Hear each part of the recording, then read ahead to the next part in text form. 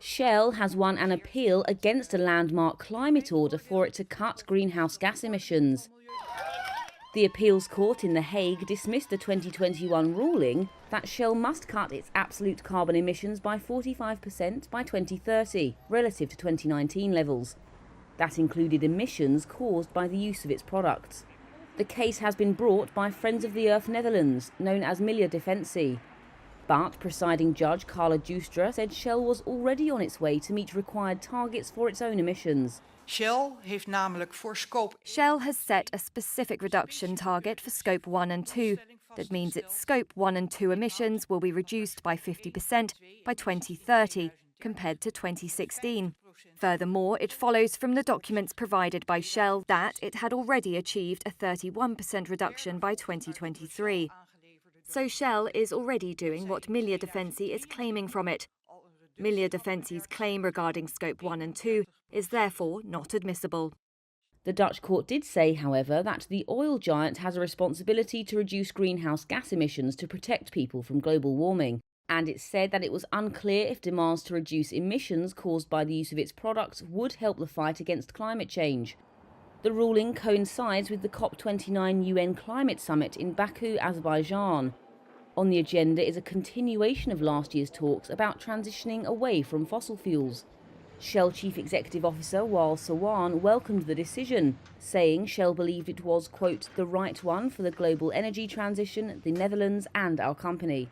Milieudefensie said it was disappointed about Shell's victory and would continue its fight against large polluters. Ik ben hier recht door geraakt. This really touches me. This should have been the moment of a real breakthrough in the fight against dangerous climate change. That didn't happen today. But the fight against dangerous climate change is a marathon, not a sprint, and the race has only just begun.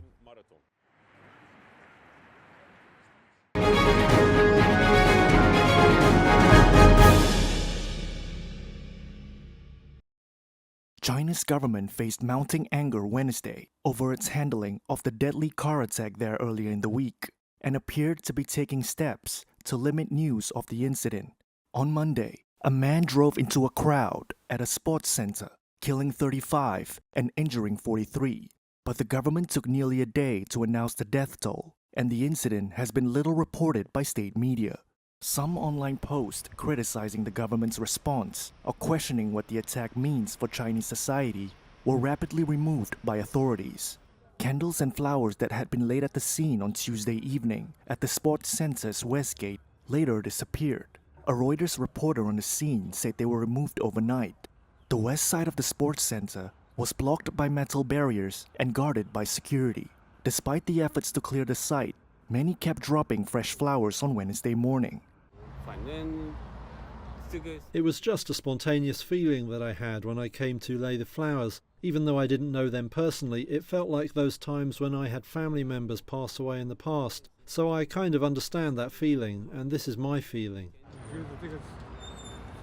We need to fundamentally improve the happiness of our people to ensure equality for everyone. Also, there shouldn't be extreme thoughts. Innocent people are involved here, but what did they have to do with anything?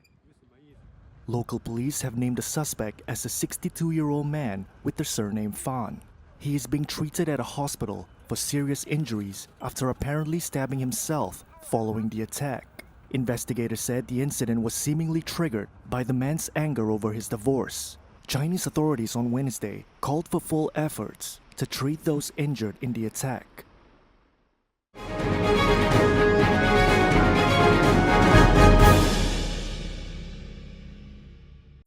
I decided to leave aside my well-prepared speech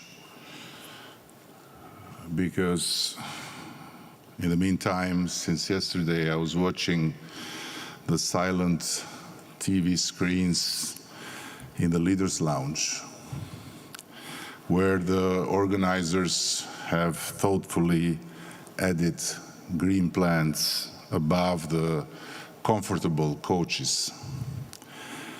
People there eat, drink, meet, and take photos together, while images of voiceless speeches from leaders play on and on and on in the background. To me, this seems exactly like what happens in the real world every day.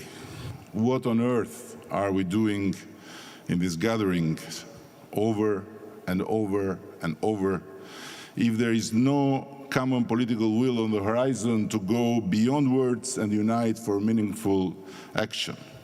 And adding insult to the injury, some major and minor players even boycotted this annual global event.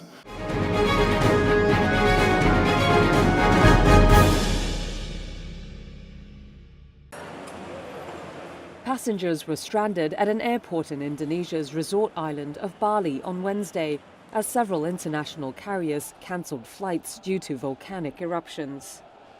Jetstar and Qantas said they'd stop flights to the tourist hotspot for safety reasons.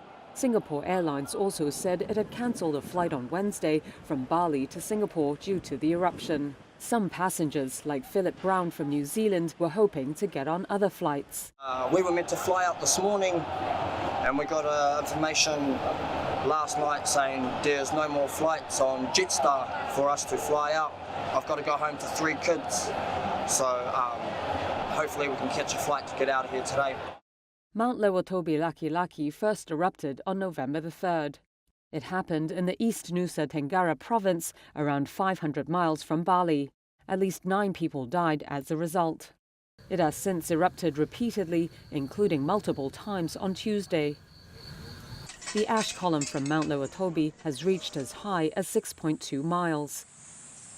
Indonesia has close to 130 active volcanoes and sits on the Pacific Ring of Fire, which is an area of high seismic activity atop various tectonic plates.